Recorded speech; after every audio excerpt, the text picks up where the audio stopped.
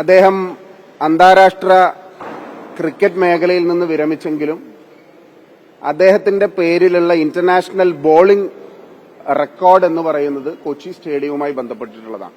അദ്ദേഹത്തിന്റെ കരിയർ നോക്കിയാൽ അതിൽ കൊച്ചി ജവഹർലാൽ നെഹ്റു ഇന്റർനാഷണൽ സ്റ്റേഡിയമാണ് എക്കാലവും തെളിഞ്ഞു നിൽക്കുന്ന ഒന്ന്. പക്ഷെ നമ്മൾക്കറിയാം, ക്രിക്കറ്റ് ഇന്ന് ഈ സ്റ്റേഡിയത്തിൽ നിന്ന് അപ്രത്യക്ഷമായിരിക്കുകയാണ്.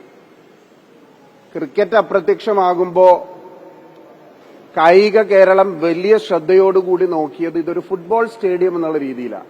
ഒരുപാട് ക്രിക്കറ്റും ഫുട്ബോളും ഇന്റർനാഷണൽ മാച്ചസിന് വേദിയായിട്ടുള്ള കലൂർ ഇന്റർനാഷണൽ സ്റ്റേഡിയം അതിന്റെ ഭാവി എന്ത് എന്നുള്ളത് വലിയ അനിശ്ചിതത്വത്തിൽ നിൽക്കുക. ഞാൻ ഗ്രേറ്റർ കൊച്ചിൻ ഡെവലപ്മെന്റ് അതോറിറ്റിയുടെ ചെയർമാൻ ശ്രീ ചന്ദ്രൻപിള്ള അവർക്ക് ഒരു കത്ത് ഇന്ന് രാവിലെ നൽകിയിട്ടുണ്ട്. ആ കത്തിന്റെ പകർപ്പ് നിങ്ങൾക്ക് എല്ലാവർക്കും ലഭിച്ചിട്ടുണ്ട്. എങ്ങനെയാണ് ഈ കരാറിൽ മെസ്സി വരുന്നതുമായി ബന്ധപ്പെട്ട് ഒരു കരാറിൽ ഏർപ്പെട്ടിട്ടുണ്ട്, അതിന്റെ വിശദാംശങ്ങൾ അറിയാൻ കായിക കേരളത്തിന് വലിയ താല്പര്യമുണ്ട്. ഇത് പറയാനുള്ള കാരണം, ഒരു ഷെയ്ഡി ഡീൽ ഈ മെസ്സിയുടെ വരവുമായി ബന്ധപ്പെട്ട് നടന്നിട്ടുണ്ടോ എന്ന് ഞങ്ങൾ സംശയിക്കുക. മെസ്സി വരുന്നു എന്ന് പറഞ്ഞ് കുറെ നാളായി ചർച്ച നടക്കുന്നു. എല്ലാ ആളുകളും അതിന് അനുകൂലമായിരുന്നു, രാഷ്ട്രീയ വ്യത്യാസമില്ലാതെ എല്ലാവരും മെസ്സിയുടെ വരവിനെ കാത്ത് ആകാംക്ഷയോടുകൂടി നിൽക്കുകയാണ്. അത് ഇന്ന് വരും നാളെ വരും എന്നുള്ള പ്രതീക്ഷയിലാണ് ഞങ്ങൾ എല്ലാവരും നിന്നത്. പക്ഷെ ഒടുവിൽ മെസ്സി വരുന്നില്ല എന്നുള്ള വാർത്തയും പുറത്തു വരും. ഒരു അന്താരാഷ്ട്ര നിലവാരത്തിലുള്ള, പ്രത്യേകിച്ച് അർജന്റീന പോലെ, കേരളം ലോകകപ്പ് കളിക്കുന്ന നിലവാരത്തിലായിട്ടില്ല, ഇന്ത്യ ലോകകപ്പ് കളിക്കുന്ന നിലവാരത്തിലായിട്ടില്ല. മെസ്സിയുടെ അർജന്റീനിയൻ ഫുട്ബോൾ ക്ലബിന്റെ ടീം വരുമ്പോൾ ഇതിന് പാലിക്കേണ്ട ഒരു പ്രോട്ടോകോളുകളും പാലിച്ചിട്ടില്ല. ഇപ്പൊ ഓൾ ഇന്ത്യ ഫുട്ബോൾ ഫെഡറേഷന്റെ ആർക്കും ഇതിനെക്കുറിച്ച് യാതൊരു അറിവുമില്ല. ഞാൻ കേരള ഫുട്ബോൾ അസോസിയേഷന്റെ പ്രസിഡന്റ് ശ്രീ നവാസ് മീരാനുമായി സംസാരിച്ചു. അദ്ദേഹത്തിന് യാതൊരു ഔദ്യോഗികമായ അറിയിപ്പും ലഭിച്ചിട്ടില്ല.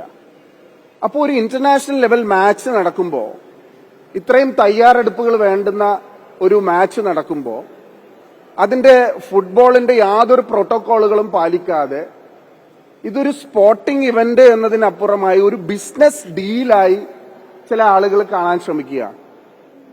യഥാർത്ഥത്തിൽ സർക്കാരിന്റെ റോൾ എന്താണ് ഇതിൽ? സർക്കാർ എന്താണ് ഇതിൽ ചെയ്തിട്ടുള്ളത്?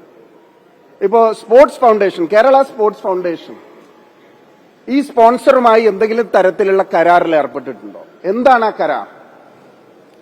ഇതിന്റെ ഓണർഷിപ്പിനെ സംബന്ധിച്ചിട്ടുള്ള ചർച്ചകൾ വരുന്നു. ഇതിന്റെ മുന്നോട്ട് ഈ മാച്ച് കഴിഞ്ഞാലും അടുത്ത ഘട്ടങ്ങളിലും ഈ സ്റ്റേഡിയത്തില് ഈ സ്പോൺസറുടെ റോൾ എന്താണ്? ഇതെല്ലാം കായിക കേരളം വലിയ കൗതുകത്തോടു കൂടി നോക്കിക്കാണുന്ന ചോദ്യങ്ങളാണ്. ഞാനപ്പോ ഒരു ചോദ്യാവലി ബഹുമാനപ്പെട്ട GCDA ചെയർമാന് നൽകിയിട്ടുണ്ട്. എന്ത് സ്പോർട്സ് എക്സ്പെർട്ടീസാണ്, എന്ത് പ്രാഗൽഭ്യമാണ് ഈ കമ്പനികൾക്ക് ഈ നിർമ്മാണ പദ്ധതികൾ നടത്താനുള്ളത്? ഇപ്പോ മെസ്സി വരുന്നില്ല എന്ന് പറയുമ്പോൾ എന്താണ് ഇനി സ്റ്റേഡിയത്തിൽ അടുത്തതായി നടക്കാൻ പോകുന്ന നിർമ്മാണ പ്രവർത്തനങ്ങൾ? അവിടുത്തെ മരങ്ങൾ മുഴുവൻ മുറിച്ചു മാറ്റിക്കൊണ്ടിരിക്കുകയാണ്.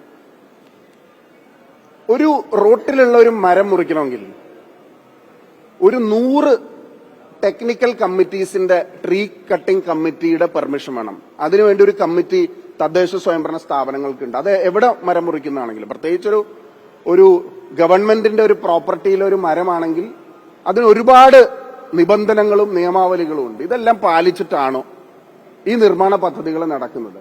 ഇപ്പൊ നാളെ ഒരു സ്പോൺസർ വരികയാണ്. നാളെ ഒരു സ്പോൺസർ വന്നിട്ട് പറയാണ്, ഞാൻ 100 കോടി രൂപ ഈ സ്റ്റേഡിയത്തിൽ മുടക്കാം. അങ്ങനെയാണെങ്കിൽ എനിക്ക് ഈ സ്റ്റേഡിയം പൊളിച്ചു പണിയാനുള്ള അവകാശമുണ്ടോ? അവിടുത്തെ കച്ചവടക്കാരോട് എല്ലാവരോടും പറഞ്ഞിരിക്കുന്നത്, ഒരു മാസം നിങ്ങൾ കട അടച്ചിടണം, ആ ഒരു മാസത്തെ റെന്റ് ഞങ്ങൾ അഡ്ജസ്റ്റ് ചെയ്ത് തരും, അല്ലെങ്കിൽ ഒരു മാസത്തെ മറ്റ് നീക്കുപോക്കുകൾ ഞങ്ങൾ ഉണ്ടാക്കും. അത് വിശ്വസിച്ച് കടക്കാർ കട അടക്കാൻ തയ്യാറായി. പല ആൾക്കാരും കട അടച്ചു തുടങ്ങി. അപ്പൊ എന്താണ് യഥാർത്ഥത്തിൽ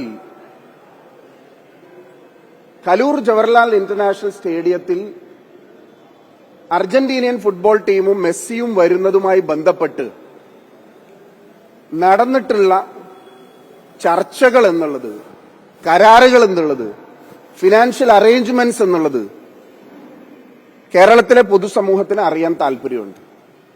കൊച്ചി ഇന്റർനാഷണൽ സ്റ്റേഡിയത്തിന്റെ ഭാവി പോലും വലിയ ചോദ്യചിഹ്നമായി നിലനിൽക്കാൻ പോവുകയാണ്. ഞാൻ പറഞ്ഞല്ലോ, ക്രിക്കറ്റ് അപ്രത്യക്ഷമായി, ഫുട്ബോൾ മത്സരമാണ് ഉള്ളത്. കേരള ബ്ലാസ്റ്റേഴ്സ് അവരുടെ ഒരു ഹോം ഗ്രൗണ്ട് എന്നുള്ള രീതിയിൽ അവരുടെ റെന്റാണ് GCയുടെ ഏറ്റവും വലിയ വരുമാനം. ആ കേരള ബ്ലാസ്റ്റേഴ്സ് പോലും കൊച്ചി വിട്ടു പോകുന്നു എന്നുള്ള വാർത്തകളാണ് പുറത്തു വരുന്നത്. ഇത് നമ്മളെ ഞെട്ടിപ്പിക്കുന്ന ഒന്നാണ്. അപ്പൊ സ്റ്റേഡിയം അനിശ്ചിതത്വത്തിലാവുമ്പോൾ ഇനിയുള്ള ലീഗ് മാച്ചുകൾ എങ്ങനെ നടക്കും?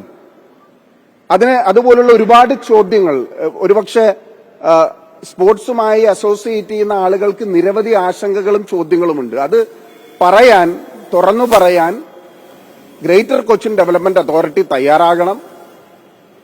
നമുക്കറിയാം, ഗ്രേറ്റർ കൊച്ചിൻ ഡെവലപ്മെന്റ് അതോറിറ്റി നടത്തിയ ഒരു പരിപാടി, ആ സ്റ്റേജിന്റെ നിർമ്മാണത്തിലുണ്ടായ അപാകത കൊണ്ട് ആ നിയോജക മണ്ഡലത്തിലെ MLAക്ക് ഉണ്ടായ ഗുരുതരമായ, അവരുടെ ജീവൻ പോലും നഷ്ടപ്പെട്ടു പോകാവുന്ന തരത്തിൽ അവരൊരു സ്റ്റേജിൽ നിന്ന് നിലത്തേക്ക് വീണത് നമ്മൾക്കറിയാം. അതുപോലും ചെക്ക് ചെയ്യാൻ സാങ്കേതിക വൈദഗ്ധ്യമില്ലാത്ത ആളുകൾ ആരുടെ മേൽനോട്ടത്തിലാണ് ഈ കരാറ് പണികൾ നടപ്പാക്കുന്നത് എന്ന് പൊതുസമൂഹത്തോട് വ്യക്തമാക്കാൻ തയ്യാറാകണം. ഇതിലൊരു ഷെയ്ഡി ഫിനാൻഷ്യൽ ഡീല് നടന്നിട്ടുണ്ട്. ഗവൺമെന്റിന്റെ അറിവോടുകൂടിയാണോ, കായിക മന്ത്രിയുടെ അറിവോടുകൂടിയാണോ, മുഖ്യമന്ത്രിയുടെ അറിവോടുകൂടിയാണോ? ഞാൻ പറഞ്ഞല്ലോ, സ്റ്റേഡിയം നിർമ്മിച്ചത് ഇച്ഛാശക്തിയുള്ള ഒരു മുഖ്യമന്ത്രി കേരളം ഭരിക്കുന്ന കരുണാകരൻ കേരളം ഭരിക്കുമ്പോൾ ജോസഫ് തോമസ് IPSനെ പോലെ DGP ആയിട്ട് റിട്ടയർ ചെയ്ത ഒരാള് അതിന്റെ നിയന്ത്രണം ഏറ്റെടുത്തുകൊണ്ടാണ്. അപ്പൊ ഇപ്പോ ആ സ്റ്റേഡിയം, കേരളത്തിലെ ആദ്യത്തെ ഇന്റർനാഷണൽ സ്റ്റേഡിയത്തിന്റെ ഭാവി അവതാളത്തിലായിരിക്കുകയാണ്. എന്താണ് തുടർ നടപടികൾ എന്നുള്ളത്, എന്താണ് മാസ്റ്റർ പ്ലാൻ എന്നുള്ളത് ഇവർ വ്യക്തമാക്കാൻ തയ്യാറാവണം.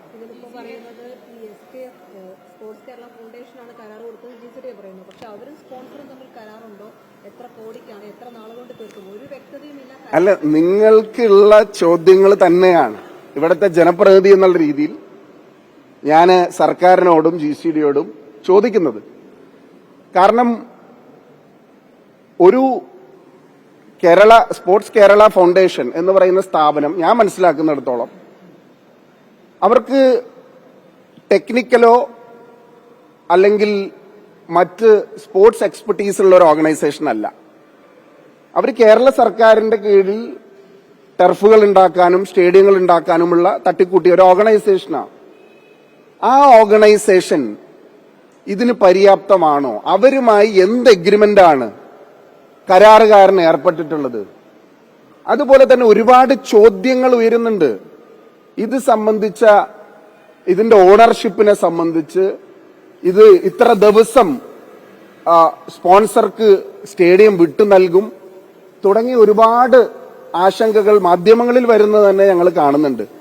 അപ്പോൾ അങ്ങനെയുള്ള ഒരു ഓർഗനൈസേഷൻ എന്തിന്റെ അടിസ്ഥാനത്തിലാണ് കരാറിൽ ഏർപ്പെട്ടത്? ഞാൻ പറഞ്ഞല്ലോ, നാളെ ഒരു വലിയ ഡീലായിട്ട് വേറൊരാൾ വരികയാണ്. ഞങ്ങൾ ഈ സ്റ്റേഡിയം ഡിസൈൻ ചെയ്തിരിക്കുന്നത് ഫുട്ബോളും ക്രിക്കറ്റും എല്ലാം നടത്താനാണ്. ക്രിക്കറ്റ് ഇല്ല, അപ്പൊ ഇനി ഫുട്ബോളിന് വേണ്ടി മാത്രമാണ്. ഇത് പൊളിച്ചു പണിയേണ്ട ഒരു സാഹചര്യമുണ്ട്. എങ്കിലും ഒരാൾ വരികയാണ്, ഞാൻ ഒരു 250 കോടി രൂപ തരാം, ഈ സ്റ്റേഡിയം ഞാൻ പുതുക്കി പണിയാം എന്ന് പറഞ്ഞാൽ, നമ്മൾ മെസ്സി ഒരു മാസത്തിനകം വരുമെന്ന് പറഞ്ഞ് ഒരു കേരളത്തിന്റെ ഇക്കോണമിയെ, സ്റ്റേഡിയത്തിന്റെ വളർച്ചയെ, കൊച്ചിയുടെ വളർച്ചയെ,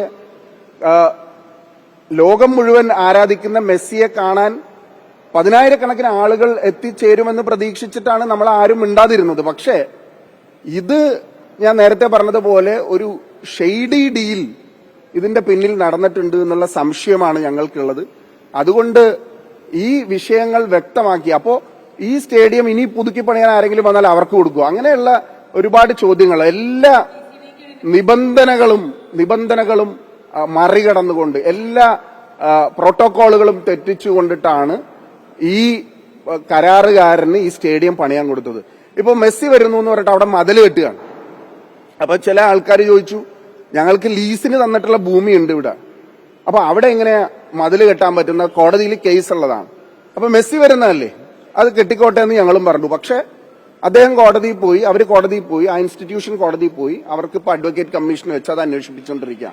അപ്പൊ നിരന്തരമായ വയലേഷനുകൾ ഞാൻ പറഞ്ഞല്ലോ, മരങ്ങൾ മുറിക്കുന്ന കാര്യത്തിലാണെങ്കിലും ഗ്രൗണ്ട് റിനോവേഷൻ നടത്തുന്ന കാര്യത്തിലാണെങ്കിലും ഇപ്പൊ കൊച്ചിയിൽ കളി നടക്കുന്നില്ല എന്ന് പറയും, ഇനി കൊച്ചിയിലായിരിക്കില്ല കളി നടക്കില്ല എന്ന് പറയുന്നു. അപ്പോ ഈ പ്രവർത്തനങ്ങൾ പാതി വഴി ഉപേക്ഷിക്കും. പണ്ട് AR റഹ്മാന്റെ കൺസേർട്ട് നടത്തുന്നു എന്ന് പറഞ്ഞിട്ട് കുറെ ആളുകൾ പണം പിരിക്കുമായിരുന്നു. അതായത് അടുത്ത വർഷം AR റഹ്മാൻ വരും, അതിനു വേണ്ടിയിട്ട് ഞങ്ങൾ ഇത്ര രൂപയുടെ സ്പോൺസർഷിപ്പ് എക്സ്പെക്ട് ചെയ്യുകയാണെന്ന് പറഞ്ഞിട്ട് ആളുകളുടെ കയ്യിൽ നിന്ന് പൈസ മേടിച്ച് അവസാനം AR റഹ്മാന്റെ ഷോ ലാസ്റ്റ് മൂമെന്റ് ക്യാൻസൽ ചെയ്യുന്ന ഒരുപാട് വാർത്തകൾ.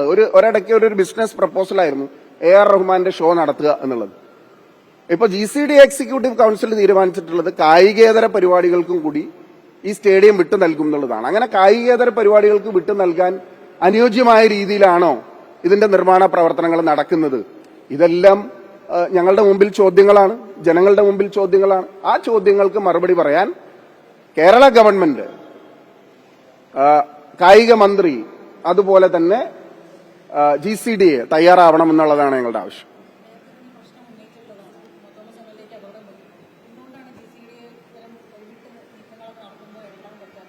അല്ല, ഞങ്ങളെല്ലാം ജനറൽ കൌൺസിലിൽ നേരത്തെ ഉണ്ടായതായിരുന്നു. പുതിയ GCDA ഗവൺമെന്റ് വന്നതിന് ശേഷം സ്ഥലം MLA MP ഇവരെയൊക്കെ GCDAയുടെ കൌൺസിലിൽ നിന്ന് തന്നെ മാറ്റിയിരിക്കുകയാണ്. General council executive committee it is a pleasure of the government. സ്ഥലം MLA വെക്കണോ വെക്കണ്ട, ഏത് MLA വെക്കണം വെക്കണ്ട എന്നുള്ളത് അവരുടെ പ്ലഷറാണ്. പക്ഷെ GCയിൽ പോലും ഞങ്ങൾ ആരും ഇല്ലാത്തത് കൊണ്ട് ഇത്തരം തീരുമാനങ്ങളൊന്നും ഞങ്ങളുടെ ശ്രദ്ധയിൽ അല്ലെങ്കിൽ ഞങ്ങളുടെ സമ്മതത്തോടു കൂടിയല്ല നടത്തപ്പെടുന്നത്. കായികേതര പരിപാടികൾക്ക് ഇത് അനുവദിച്ചപ്പോൾ എനിക്ക് തോന്നുന്നു, ഞാൻ TJ വിനോദ് MLAയുമായി ഇതുമായി ബന്ധപ്പെട്ട് സംസാരിച്ചതാണ്. അന്നും ഒരുപാട് ആശങ്കകൾ പല കോണുകളിൽ നിന്നും ഉണ്ടായിരുന്നു. പക്ഷെ ഒരു റവന്യൂ മേക്കിംഗ്, ഒരു ഡെഡ് സ്റ്റേഡിയം ആവരുത്, റവന്യൂ മേക്കിംഗ് ആയിരിക്കണം സ്റ്റേഡിയം എന്നുള്ളത് കൊണ്ടിട്ടാണ് ഞങ്ങൾ അതിന് മറ്റ് എതിർപ്പുകളൊന്നും പ്രകടിപ്പിക്കാതെ മുന്നോട്ട് വരാതിരുന്നത്. അപ്പൊ ഈ ചോദ്യങ്ങൾക്ക് മറുപടി പറയണം. ഇതിനൊരു കൃത്യമായ അന്വേഷണം ഇതുമായി ബന്ധപ്പെട്ട് നടത്തണം. ഇതൊരു എന്താ പറയാ, ഒരു ഡീൽ എന്നതിനപ്പുറമായി ഇതൊരു വലിയ സ്കാം ആണോ എന്ന് ഞങ്ങൾ സംശയിക്കുകയാണ്.